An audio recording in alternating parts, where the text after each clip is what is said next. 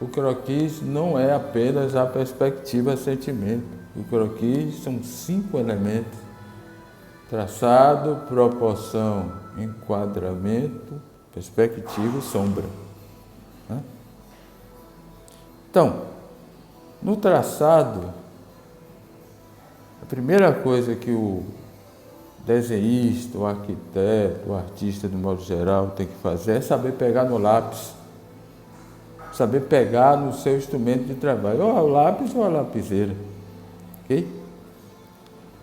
O músico, quando pega o seu violão para tocar, ele tem a maneira clássica de pegar o seu violão. O médico, mesma coisa, quando um cirurgião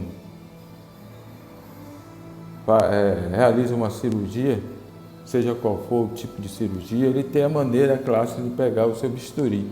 Mesma coisa o desenhista. Então veja só, a primeira coisa que vocês têm que fazer é colocar o dedo nessa posição aqui, ó. Desse lado de cá, o lápis vai aparecer.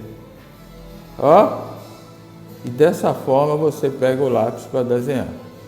Esses 2 dedos que estão aqui são dedos que servem de apoio, ó. E aí o que é que você faz?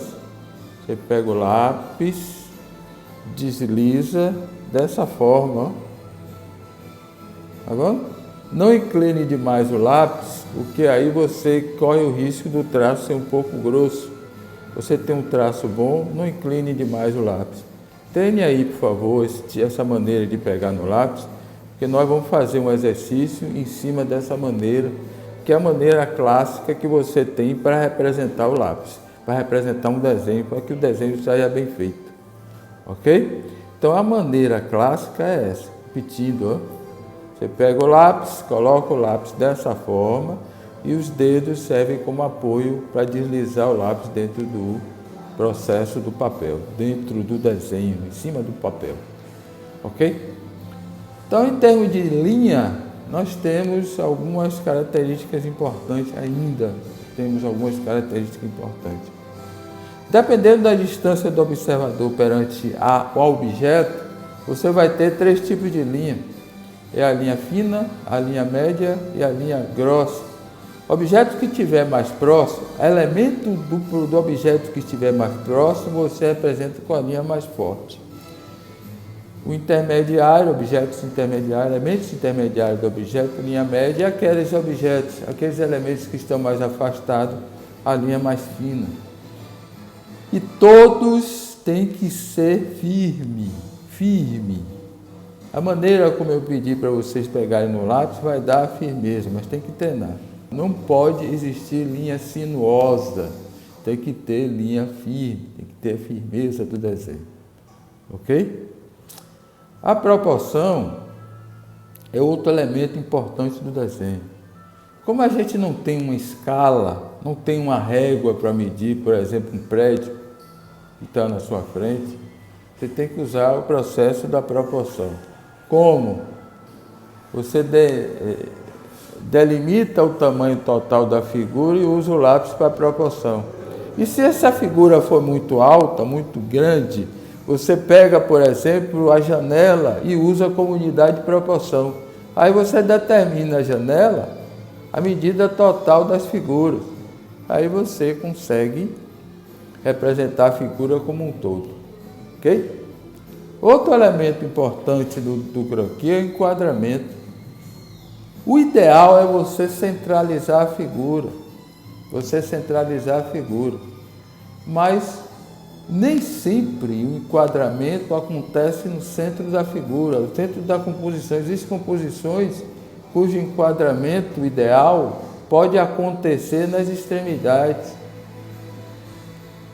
Existem 2 linhas auxiliares, chamadas linhas auxiliares, são as linhas verticais e horizontal, que você pode enquadrar a figura. Essas linhas auxiliares você pode colocar na régua, que ajuda no enquadramento.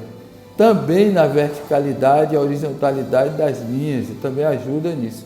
Então, o enquadramento tem que ter as linhas auxiliares, vertical e horizontal, nem sempre elas estão no meio da composição. Tem composições em que vão exigir o enquadramento da figura principal, lado esquerdo e lado direito.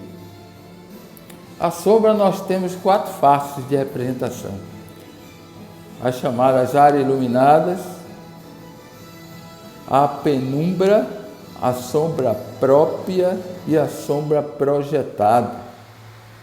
Todas elas são geradas através do ponto de luz situado em um posicionamento do objeto para que a gente represente esses elementos. E, finalmente, a perspectiva. A perspectiva nós vamos ver vários elementos, mas nesse croquis nós vamos trabalhar somente com 2 elementos da perspectiva. Um deles é a linha do horizonte, é uma linha que passa no meio das vistas do observador, e ponto de fuga, ou pontos de fuga. Nós vamos ver os pontos de fuga. No croquis nós trabalhamos com 2 pontos de fuga e com 1 ponto de fuga. No histórico eu mencionei esses pontos de fuga.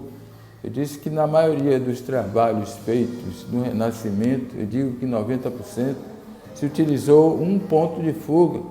E falei do processo único do ponto de fuga. E no Barroco apareceram os 2 pontos de fuga no início do Barroco, e se estendeu por todo o Barroco e por todos os processos até o dia de hoje. Ok? Nos esquemas que nós vamos fazer a partir de agora, nós vamos trabalhar elemento por elemento, fazendo um exercício, e para que vocês fixem. Existe uma fixação de conteúdo a partir das aulas seguintes.